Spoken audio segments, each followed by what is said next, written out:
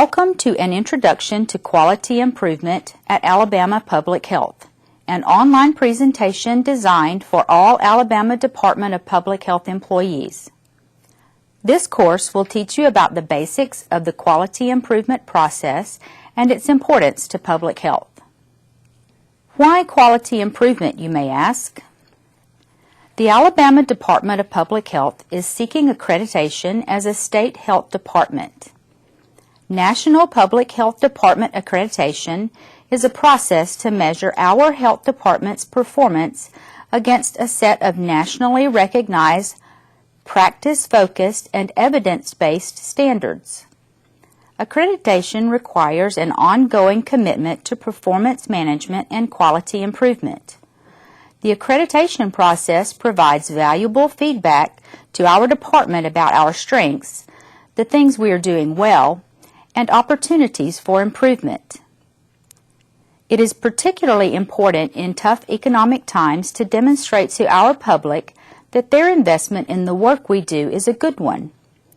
Quality improvement offers a platform to demonstrate our commitment to ensuring high-quality services and increasing customer satisfaction. We know we're good at what we do, and quality improvement tools will help us quantify or show in numerical terms that we are getting better all the time. Achieving accreditation will demonstrate accountability and credibility to our citizens that they can expect to receive the same quality of public health programs and services in the state of Alabama that they would receive in any other state. At the end of this presentation, you will learn what is meant by quality improvement, or QI. You will understand how QI can help you become more efficient and effective in your day-to-day activities at work. And you will learn how to use QI to increase our customers' satisfaction. You will be able to distinguish the difference between quality improvement, quality assurance, and evaluation. You will be able to understand each phase of the plan, do, check, act cycle, or PDCA cycle. You will learn about some of the tools used in QI. And you will see an example of how the PDCA cycle was used in an actual QI project in a local health department. So let's take a moment and talk about what is quality improvement. What does it mean to improve? And what does QI not mean? First, we will define quality improvement, and then we will compare it to other activities that are related to, but often confused with, quality improvement. Continuous quality improvement is the complete process of identifying, describing, and analyzing strengths and weaknesses, and then testing, implementing, learning from, and revising solutions. It relies on an organizational culture that is proactive and that supports continuous learning and is an ongoing effort to achieve measurable improvements. An important part of this definition is the emphasis that QI is an ongoing process. At ADPH, we are all responsible for processes, services, and outcomes. Therefore, QI applies to each of us. Let's consider the differences shown here between quality assurance and quality improvement. QA is reactive, going back to check on how things have been done. QI is proactive, thinking about ongoing processes in place and how to make measurable improvements. QA often results from regulation, while QI signals an agency's desire to operate in a culture of always improving. Managers typically take the lead in QA, while QI deliberately involves staff at all levels. QA is done on a periodic, scheduled basis, while QI is an ongoing effort. QA operates on a pass-fail basis. Either something was done correctly or not, while QI is all about exceeding expectations, always setting the bar higher. While evaluation of a process is part of QI, evaluation is not the same as QI. Evaluation assesses a program at a moment or moments in time and is in a sense static, while QI is dynamic, seeking to understand processes that are in place, for example, the processes that support a program. Evaluation takes a snapshot, and when a problem area is identified, it doesn't go on to examine the problem or consider potential solutions. QI entails conducting an in-depth examination of the problem to uncover root causes, as well as to identify interventions specifically aimed at addressing the root cause. Evaluation might drive some changes in a program, but it does not include a method to measure improvements. QI is based on using data to both understand the baseline and from that to measure in quantifiable numeric terms any improvements that are achieved as a result of the interventions that are implemented. All improvement equals change, but all change doesn't necessarily equal improvement. QI ensures that you know whether the change you have made results in an improvement. Evaluation tends to be focused on a program, and QI is most often focused on the customer or user of a process. Evaluation is often a component of QI, but in and of itself, evaluation is not QI. The Plan, Do, Check, Act model, or PDCA, has been embraced by many local and state health departments as their QI model for improvement, and is the model adopted by ADPH.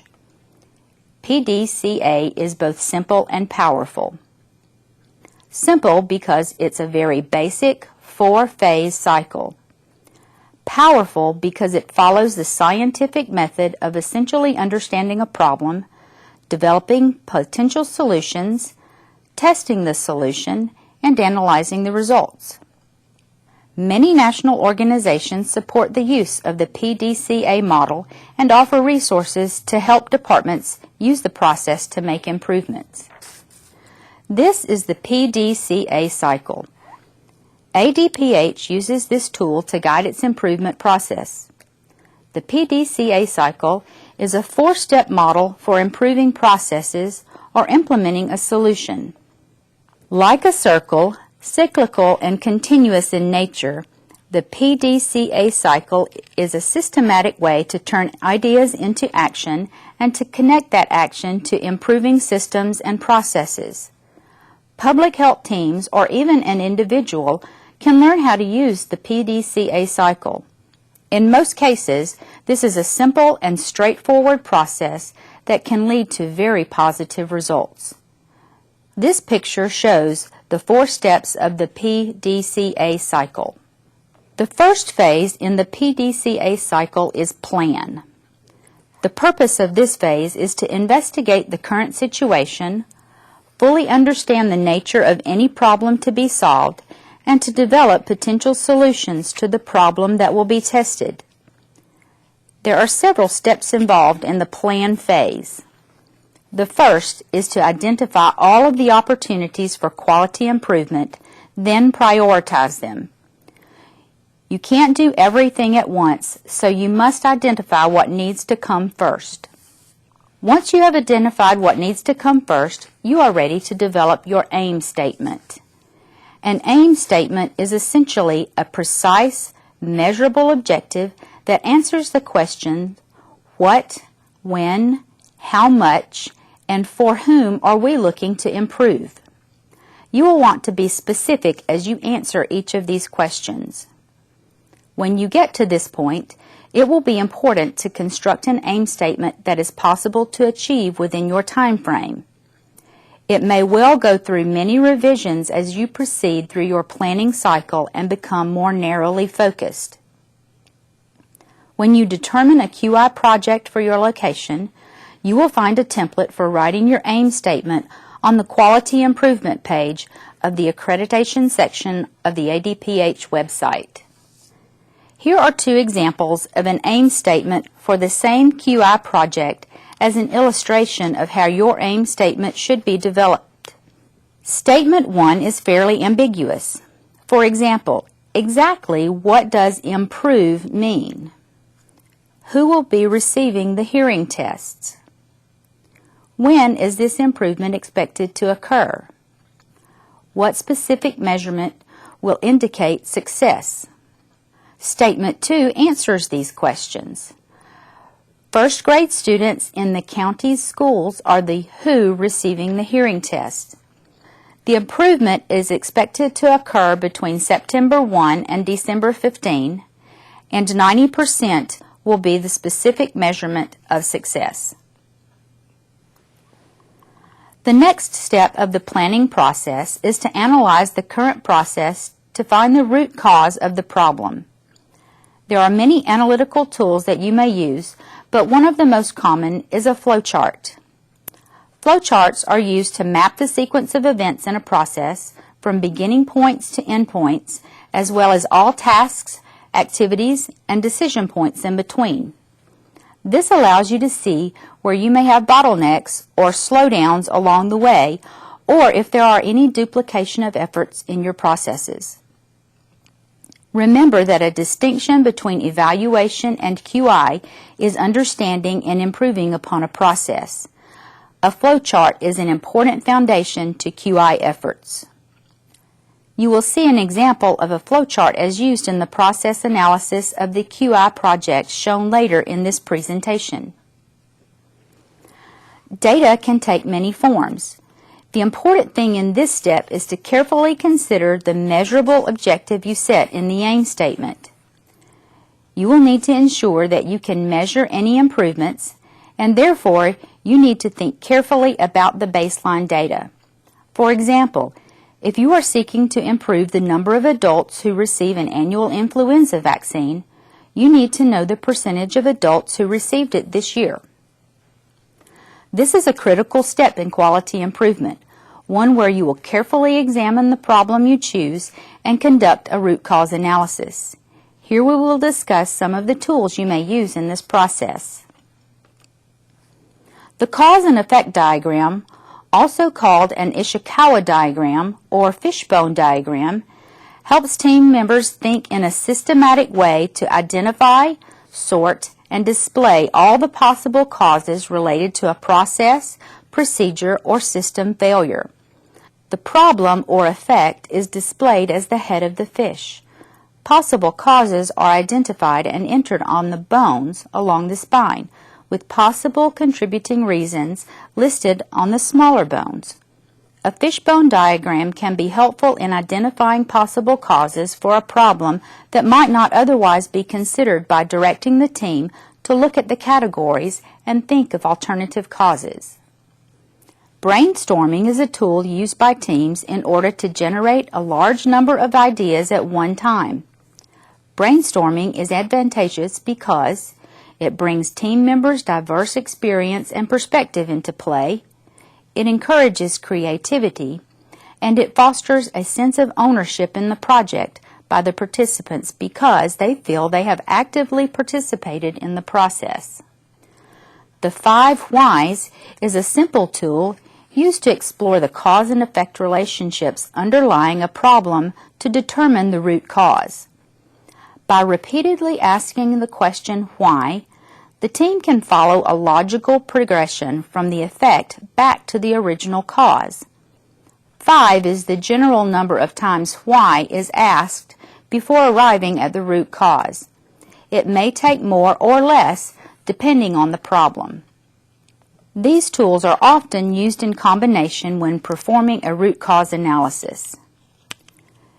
You can learn more about these and other QI tools from the Quality Improvement Plan found by visiting the Quality Improvement section of the accreditation page on the department's website. Once you've identified the root cause, it's time to determine what interventions to test, what improvement or improvements to try out.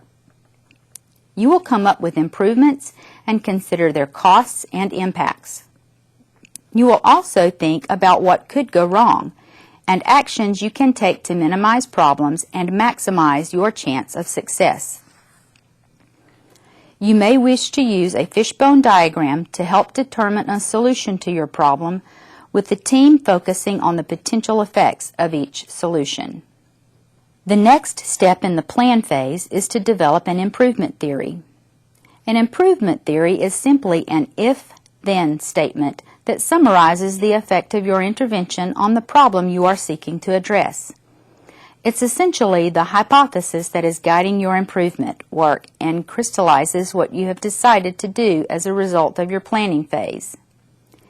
If I do this, then that will likely happen. The final step in your planning is to develop an action plan. During this step of the plan phase, you will identify specific tasks and necessary resources and develop timelines to ensure that your test is on schedule and running according to plan. To assist you with this, you can use a Gantt chart or other project management planning tool. This will allow you to see at a glance what the various activities are, when each activity begins and ends, how long each activity is scheduled to last, where activities overlap with other activities, and the start and end date of the entire project. The do phase is as it sounds, just do it. This marks the implementation of the improvement, and during this phase, it is important to not only collect and document data around the improvement, but also to document any problems that occurred, any unexpected observations, and any lessons learned or knowledge gained. QI efforts generate many learnings, and it is important to capture these. The check phase involves analyzing the effect of the intervention.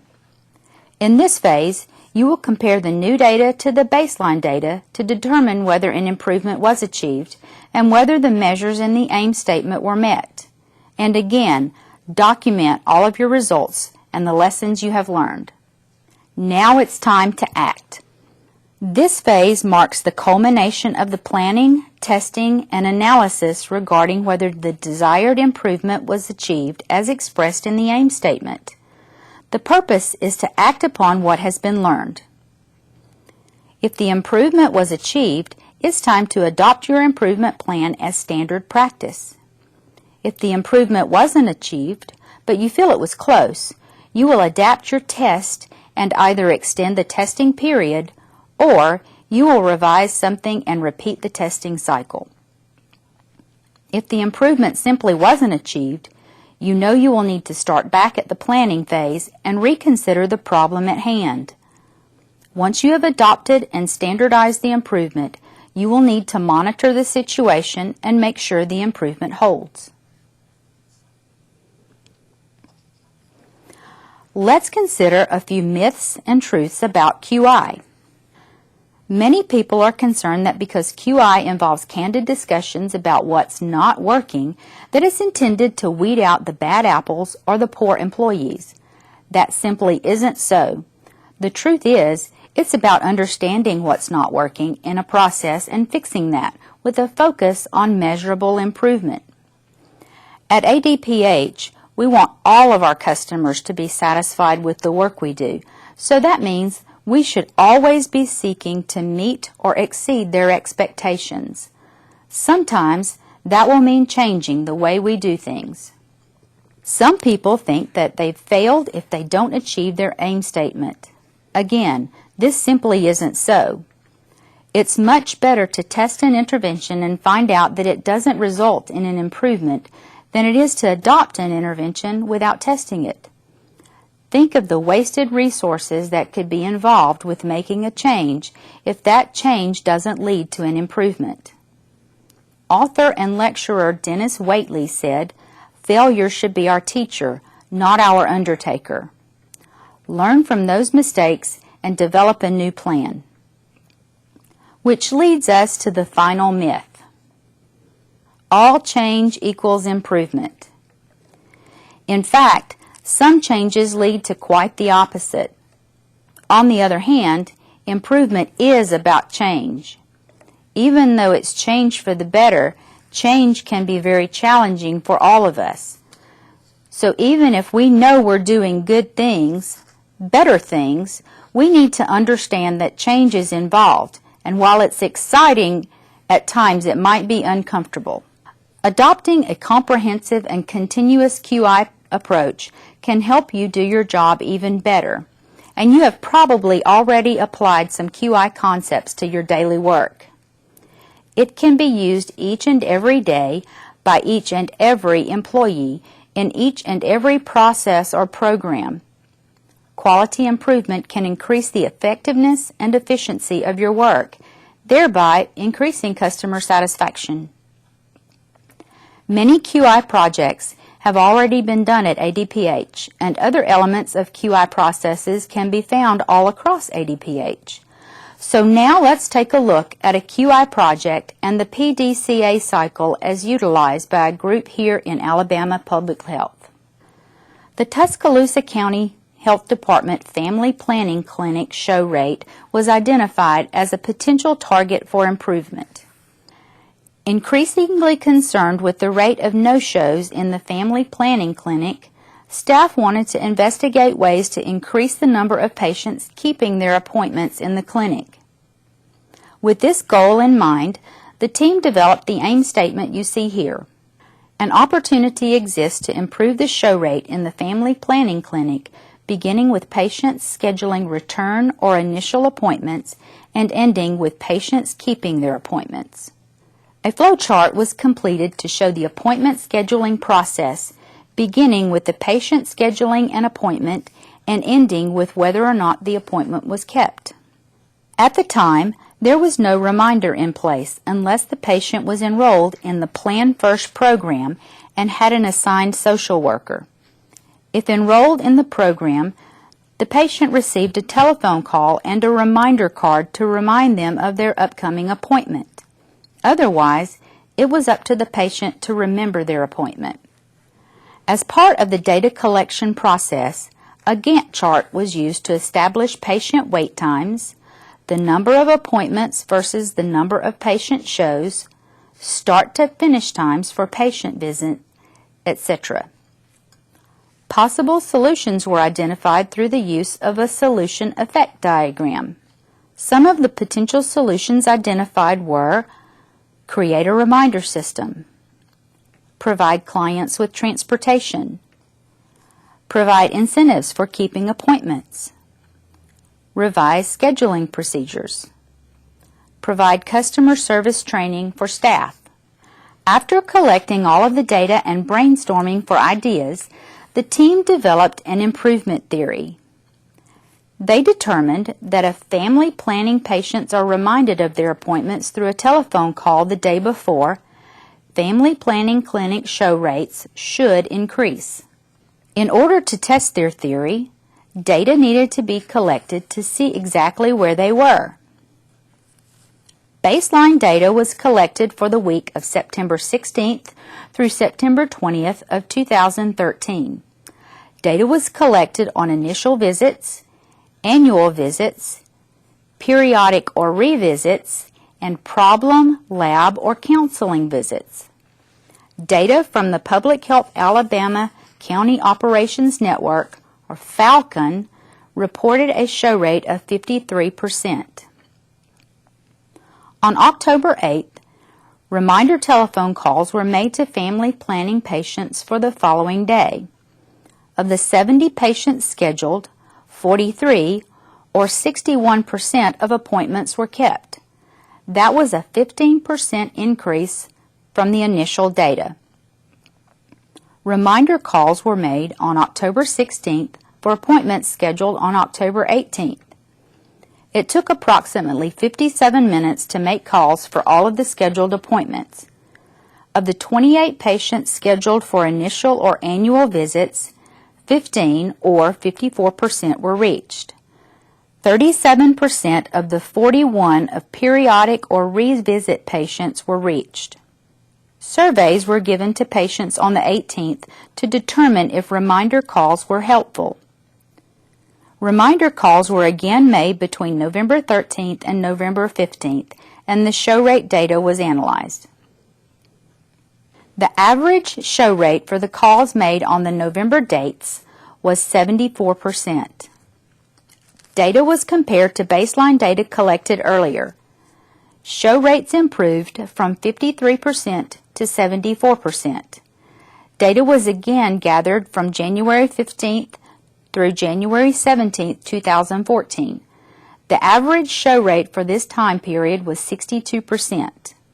While this was down from the 74% noted the previous November, the show rate was still up from the baseline data. Data suggests that providing reminder calls to all family planning patients prior to their scheduled appointments was beneficial and increased patient show rates. Reminder calls have become a standard practice within this family planning clinic. Administrative staff is looking into automated systems that will contact patients either by telephone or text message. Reminder calls will continue indefinitely and will be completed by family planning clerical staff until an automated system can be put into place. To display their process and findings, the team developed a storyboard which was presented at central office and area administrator staff meetings. A quality improvement storyboard is an organized way of documenting and showcasing the quality improvement process conducted by a team working systematically to resolve a specific problem or improve a given process. Storyboards use simple, clear statements as well as pictures and graphs to describe a problem, summarize the analysis process while it is underway, describe the solution and its implementation, and display the results and steps. Storyboards summarize key components of the project onto a one-page document that can be converted to a large poster format to share with department leaders, peers, and stakeholders. A template to create a storyboard for your QI project can be found in the Quality Improvement section on the accreditation page of the department's website. You have now completed this course on Introduction to Quality Improvement in Public Health. In this presentation, you have learned that QI improves the efficiencies and effectiveness in the day-to-day activities and processes used in the department and leads to improved customer satisfaction. That QI is a continuous, data-driven, and conducted in teams. It focuses on improving programs, services, and processes, and QI involves all employees. And you have learned about the Plan, Do, Check, Act cycle, or PDCA, which is the QI process used at ADPH. This course provided a basic overview about what QI is, why it is useful, and how you can be engaged in QI work. But there is much more to QI. QI has already been used at ADPH, and its use will continue to expand. You may be called upon to be part of a QI team, and if so, you now know what that means. If you have ideas for things that could benefit from continuous QI improvements, talk to your colleagues about them. The QI plan, QI Council roster, and QI training resources can be found on the ADPH accreditation website at www.adph.org/accreditation. Please contact the Office of Performance Management in the Bureau of Professional and Support Services at 334-206-5703 or send an email to the Quality Improvement Council to access further information and assistance if needed.